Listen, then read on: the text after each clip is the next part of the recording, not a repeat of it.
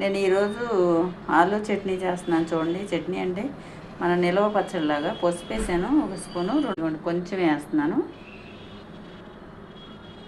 ఇవన్నీ కలుపుకొని నిమ్మకాయ కావాలండి దీనికి.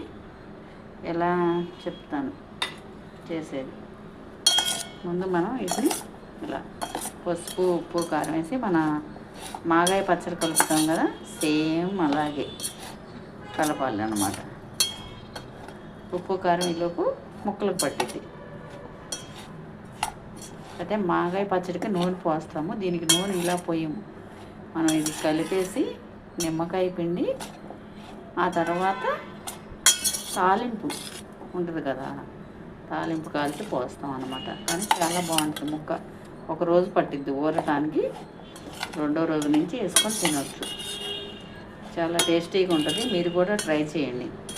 నేను మళ్ళీ ఆయిల్ తాలింపు కాల్చి పచ్చడి రెడీ అయ్యాక చూపిస్తాను. చూడండి, ఎల్లుల్లిపాయ వేస్తున్నాను ఈ పచ్చడిలోకి. ఇప్పుడు కొంచెం 4 మెంతులు నూరి వేస్తా. కొంచెం మెంతి పొడి వేసింది చూడండి.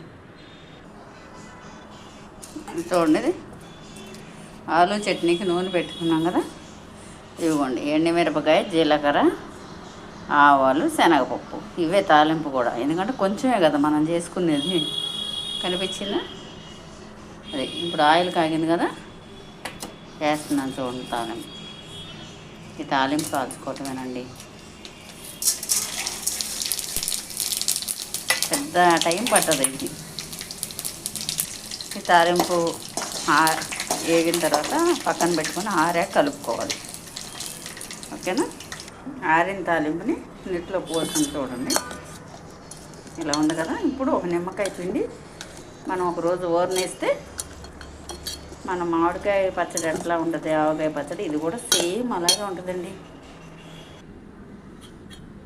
ఇదిగోండి కొంచెం పచ్చడి, అందుకే దీనికి ఇంత నిమ్మకాయ సరిపోతుంది. ఓకేనా ఫ్రెండ్స్? చూడండి ఫ్రెండ్స్,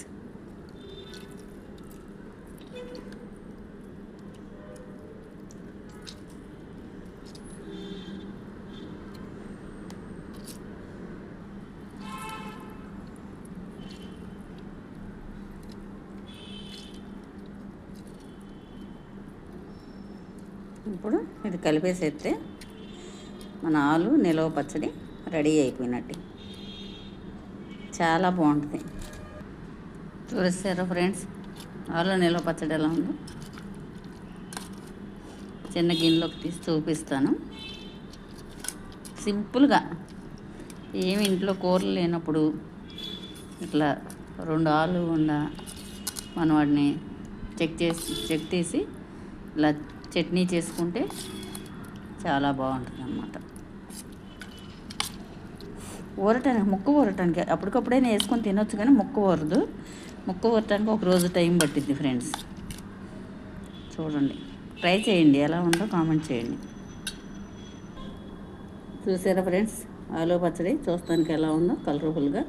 ఇంకా నేను పాత కారం వేసాను, కొత్త కారం అయితే ఇంకా కలర్ఫుల్గా ఉండేది. చూడండి, చాలా బాగుంటుంది. ఒకసారి ట్రై చేసి నాకు కామెంట్ బాక్స్లో ఎలా ఉందో చెప్పండి. లైక్ చేయండి, కామెంట్ చేయండి, షేర్ చేయండి. Thank you friends.